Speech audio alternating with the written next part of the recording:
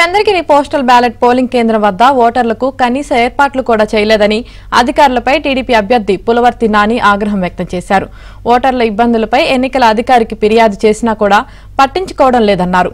ప్రభుత్వ వ్యతిరేకత నేపథ్యంలో ఉద్యోగులు ఓటు హక్కు వినియోగించుకోకుండా చెవిరెడ్డి సూచనల మేరకే అధికారులు ఓటర్లను ఇబ్బందులకు గురిచేస్తున్నారంటున్న నానితో మా ప్రతినిధి Jitender Kumar face to face.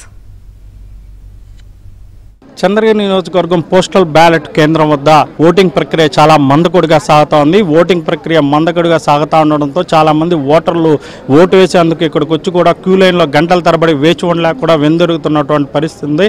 Polling ప్రక్రియను పరిశీలించేందుకు వచ్చినటువంటి చంద్రగిరి అభ్యర్థి నాని గారు కూడా మనతో ఉన్నారు. ఆయన అడిగి ఈ పోలింగ్ ప్రక్రియ గురించి వివరాలను అడిగి తెలుసుకున్న ప్రయత్నం. ఉదయం నుంచి పోలింగ్ ప్రక్రియ ప్రారంభమైనప్పుడు కూడా మందకొడిగా పోలింగ్ ప్రక్రియ సాగుతూ ఉండడంతో చాలామంది ఓటర్లు కూడా ఎందుకు వెళ్ళిపోతున్నారు.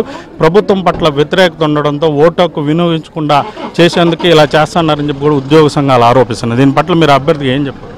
మీరు చెప్పింది 100% కరెక్ట్ అండి.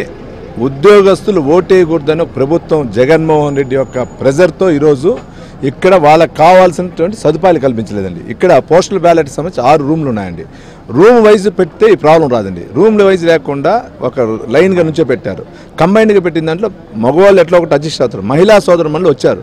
మహిళా సోదరులు ఎక్కువ ఉన్నారు. వాళ్ళకి ఎట్లా వెళ్తారు?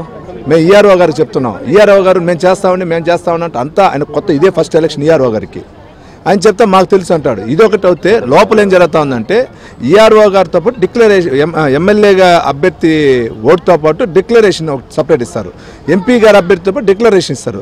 రెండు కల్పించేదాని వల్ల కూడా ఓటులో అయోమయం పడతారు. అయోమయం అంటే వాళ్ళు అడిగితే మీకు అంతా ఎడ్యుకేటెడ్ అని అందరూ ఎడ్యుకేటెడే. గాబురాల్లో మిస్ అవ్వచ్చు కదా, నష్టపోయేది మేము కదా. ఈఆర్ఓ నష్టపోడు, ప్రభుత్వం నష్టపోదుగా. ఇక్కడ ఎట్టుందంటే అధికార యంత్రాంగం ఎంప్లాయీసే మాకు వేయకూడదు ఓటు, ఎంప్లాయీస్ రిటర్న్ వెళ్ళిపోవాలని ఉద్దేశంతో ప్రవర్తిస్తున్నారు. మీరు చూడండి ఏ విధంగా ఉన్నారు. ఇక్కడ మొత్తం మహిళా సోదరులకి వాటర్ అనేది తెచ్చి ఒక 4 క్యాన్లు పెట్టారు. వాటర్ ఉందన్నారు. 4 క్యాన్లు ఎంతసేపు తాగుతారు?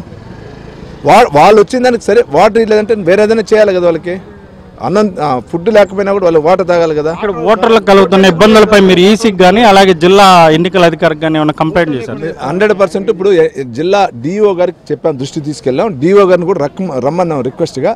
సార్ గారు నేను వేరే చోట చిన్న ప్రాబ్లం ఉంది వస్తానన్నారు. సార్ కూడా ఈఆర్ఓ గారికి కూడా చెప్పా, స్థానిక ఎస్పీ గారికి చెప్పా, డిఎస్పీ గారికి చెప్పా. చంద్రగిరి పోస్టల్ బ్యాలెట్ కేంద్రం వద్ద కనీస సౌకర్యాలు ఏర్పాటు చేయడంలో ఈసీ విఫలమైందని చెప్పి ఉదయం నుంచి కూడా ఇదే విషయాన్ని ఎన్నికల అధికారుల దృష్టికి తీసుకెళ్లినప్పటికీ కూడా ఎన్నికల అధికారులు పట్టించుకోవడం లేదని చెప్పి కూడా చంద్రగిరి టీడీపీ నియోజకవర్గ అభ్యర్థి పులివర్తి నాని గారు ఆరోపిస్తున్నారు. ఇది చంద్రగిరి పోలింగ్ బూత్ కాడ ఉన్నటువంటి తాజా పరిస్థితి. వీడియో జర్నలిస్ట్ లోకేష్తో జితేంద్ర కుమార్.